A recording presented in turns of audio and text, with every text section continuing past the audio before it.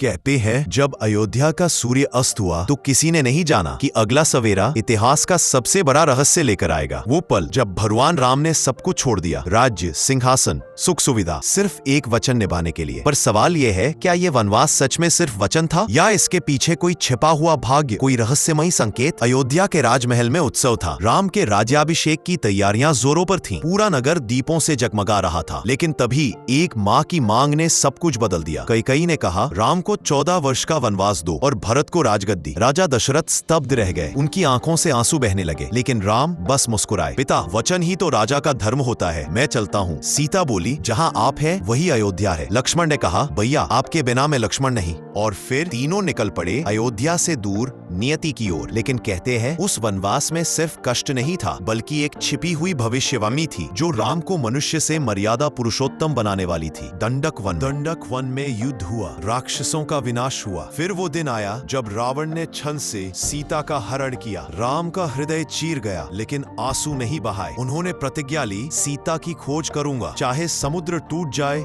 या पर्वत गिर जाए। हनुमान ने लंका जलाई, वानर सेना ने सेतु बनाया और हुआ वो युद्ध जिसने धर्म और अधर्म की रेखा खींच दी। अंत में रावण गिरा, लंका जल गई, पर युद्ध जीतकर भी राम का हृदय शांत नहीं हुआ, क्योंकि अब आने वाला था उनका सबसे बड़ा त्याग। अयोध्या लौटने पर जब प्रजा ने प्रश्न उठाया, महाराज सीता की पवित्रता पर संदेह है, तो राम ने फिर वही किया जो हर बार किया था, त्याग। उन्होंने अपने प्राणों से भी प्रिय सीता को छोड़ दिया। क्यों हर बार राम को त्याग ही मिला? क्यों हर जीत के बाद वो और अकेले होते गए? कहते हैं शायद यही राम का रहस्य था। वनवास केवल जंगल का नहीं, बल्कि भावनाओं का वनवास था। उन्होंने न केवल राज्य छोड़ा, बल्कि खुद को भी त्याग दिया, ताकि दुनिया समझ सके मर्यादा का अर्थ। और जब अंत में राम सरयू नदी में प्रवेश करने लगे, तो आकाश से आवाज आई, अब हर युग में कोई ना कोई राम जन्म लेगा। जब जब अधर्म बढ़ेगा, शायद वो राम हमारे भीतर ही है, हर उस पल में जब हम सत्य का साथ देने की हिम्मत करते हैं। ये थी रामायण की वो कथा जिसे आप जानते तो हैं, पर शायद इस नजरिए से कभी नहीं सुनी। राम का वनवास एक यात्रा नहीं था, वो जीवन का अर्थ था। वो सीख थी कि धर्म पर चलना आसान नहीं होता, लेकिन वही हमें अमर बना देता है।